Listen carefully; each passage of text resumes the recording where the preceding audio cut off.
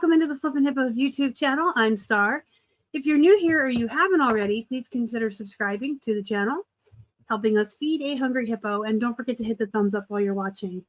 Today I'm going to be unboxing some Thredup jeans.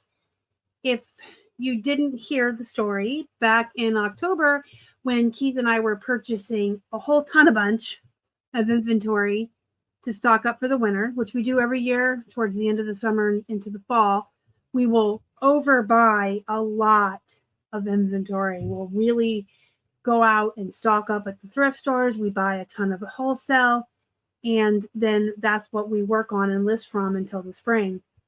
That way we don't have to go out as often in the winter. So in October, Thredup had a coupon code. I think it was like pumpkin or something. I ordered 3 of the 50-pound denim boxes. When they delivered them to our house, it wasn't 3 50-pound boxes. There was 3 boxes and like 4 or 5, if I remember correctly, like big giant poly bags. So they split the 150 pounds of denim across big giant poly bags and boxes.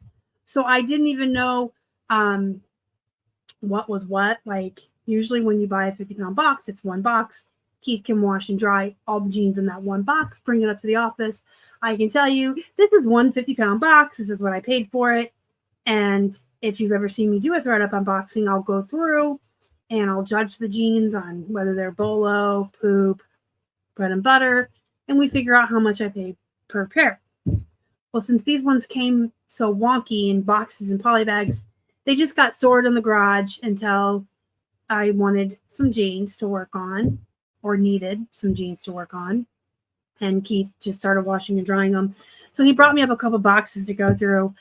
But, you know, I don't know. So I paid, you know, $50 per box plus shipping. And I think the pumpkins coupon was like 20% off. Don't quote me if I'm wrong. It could have been a free shipping coupon, but I'm pretty sure it was like a 20% off the total order coupon. So I'm just going to show you what I got. I'll talk about the brands. If anything is new to me, at the end, I'll screen share and we can look it up together. I'm going to break this into 2 videos because there's a lot here. And just see what we can get into. All right, the first thing I've pulled out, oh, it's Buttonfly, and it's made well. Woohoo!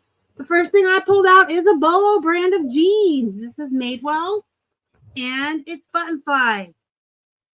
If you didn't know, I do have starting prices that I abide by for all of my jeans.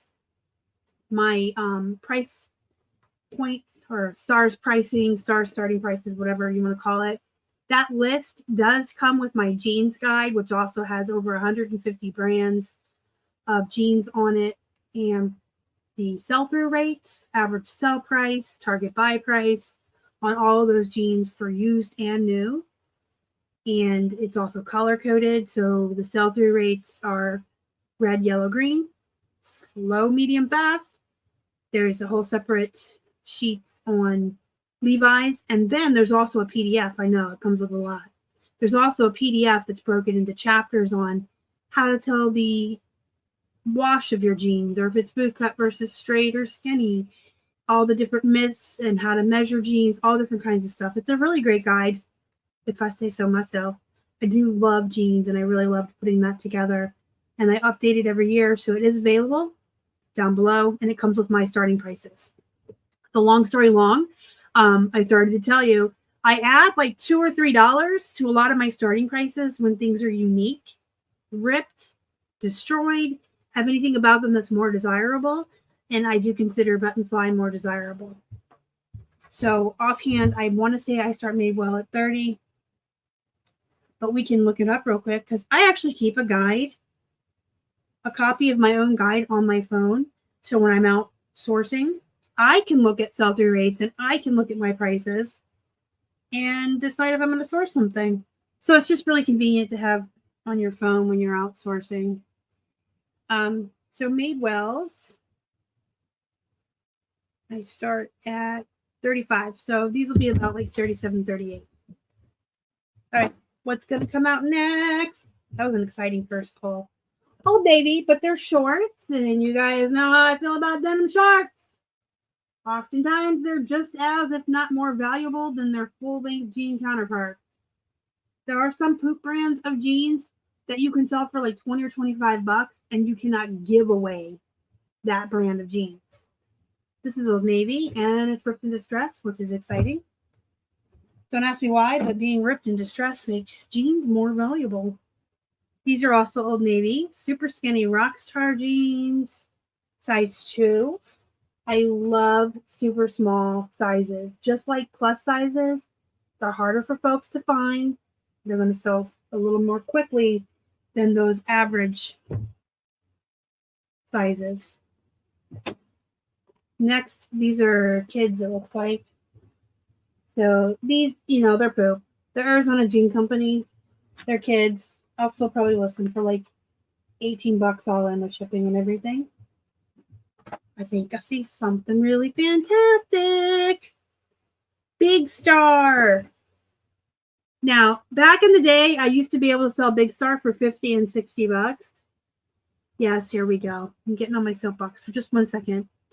But because people race to the bottom and don't price things at what they're worth, a lot of brands have lost their value since I've started reselling. So this is one of them.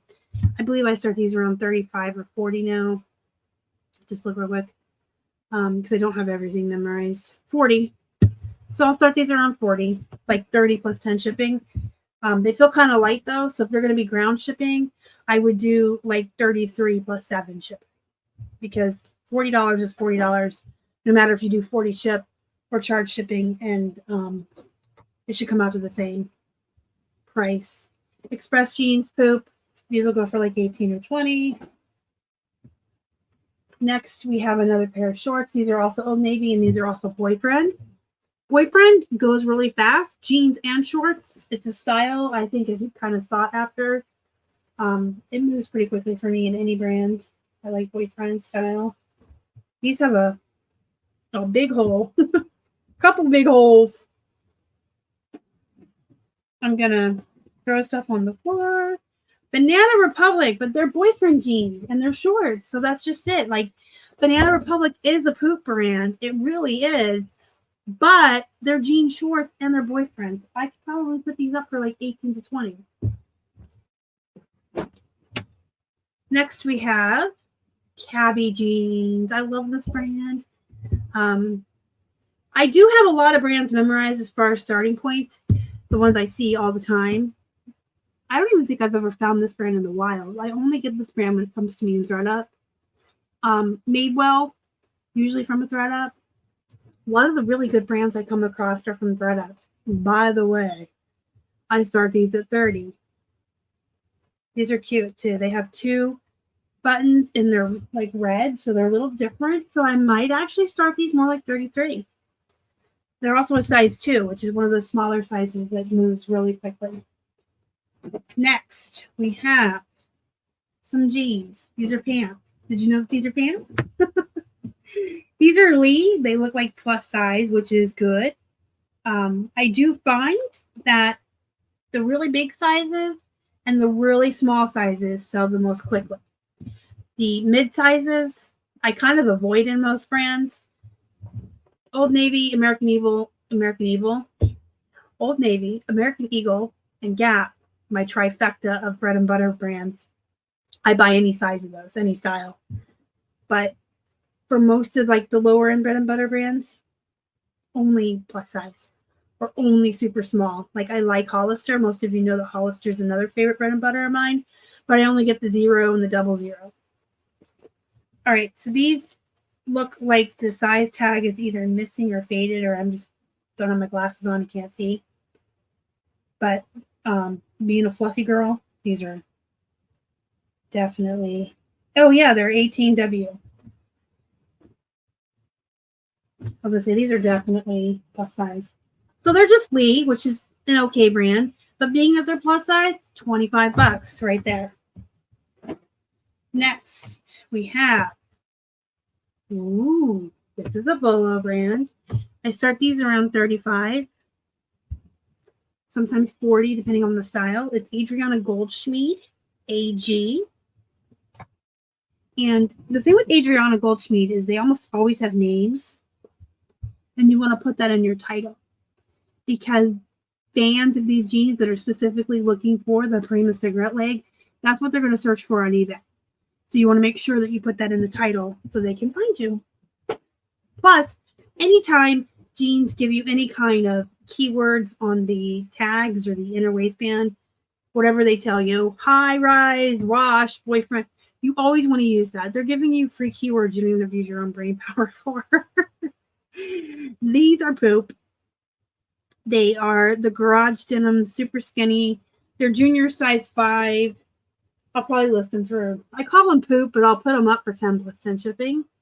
And they'll sit for a while, but they'll eventually move. Even if they're poop. I list everything I can out of a wholesale lot.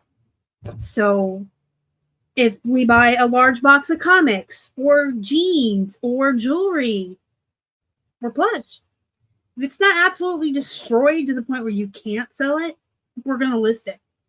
We're going to get every single penny out of that lot that you can. You're always going to have a couple of really great items in every single one.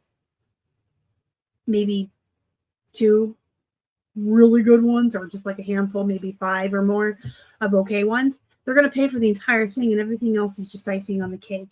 And when you work in volume the way Keith and I do, I should add that amendment, because if you're not doing a whole bunch of volume-based business and you're not buying a ton of wholesale, sometimes it can seem like a waste of your time to list every single thing out of a lot, even the lower end stuff. But we deal in tons of volume, and we sit for hours at a time and photograph and build listings and list perfectly. We have a bank and list perfectly of 300 listings that are pre-built, ready to be pushed out at any time. And then we have like another 100 to 200 listings in there of items that have been photographed that are waiting to be built. And then we just add to that every week. I sit for 8 hours at a time on Thursdays and just take photos and add them to that bank. Keith sits and builds listings and just adds them to the bank. And so it's all volume. And when we do push items out and list perfectly, you can organize your drafts from highest price to lowest. So we do always make sure the most valuable, the most highest priced items get listed first. And as far as photographing, we try to do first in, first out, except in the winter, because we buy so much in the fall, like I mentioned, and we just have so much inventory in the garage. I just kind of try to rotate around and do a whole bunch of plush for a week, and then a whole bunch of jeans, and now I'm adding jewelry. So I just wanted to talk about that just a little bit. This is a teaching channel, and I understand it is fun to just unbox and see what I got, but I do really like to give you guys solid, good advice, teachable skills and everything as I go through stuff.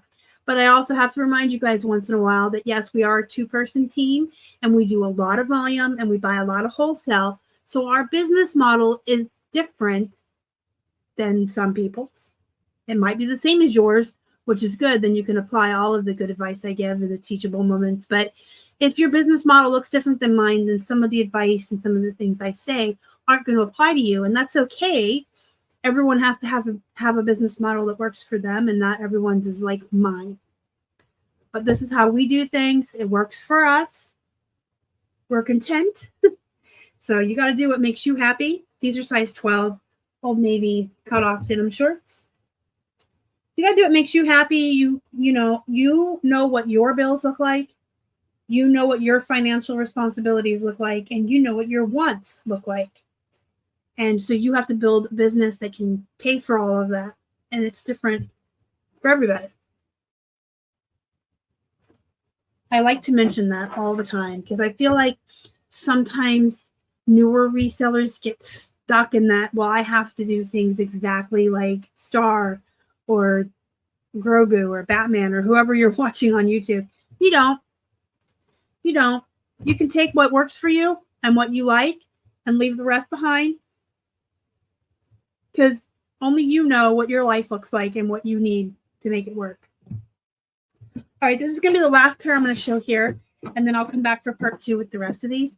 He's really got these packed in here. There's so many.